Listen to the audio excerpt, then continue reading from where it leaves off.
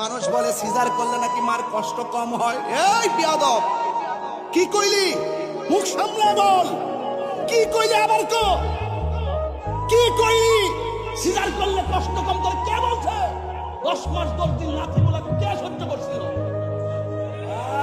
কে সহ্য করছিল? আবার সিজার করাবার সময় ডাক্তার আসে কিনা নিয়ে আসে আমার কাছে।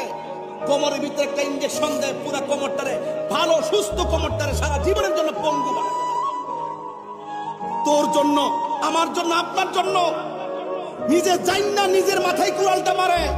আরে আমার কোমর ভেঙে গেলে গেছে, আমার পুরার কোমর যেন ঠিক থাকে, আমার কলিজা ভাগ হইলে হইছে, আমার সন্তান যখন ভালো থাকে, আমি মরে গেলে মরে যাব, আমার সন্তান যেন জিন্দা থাকে।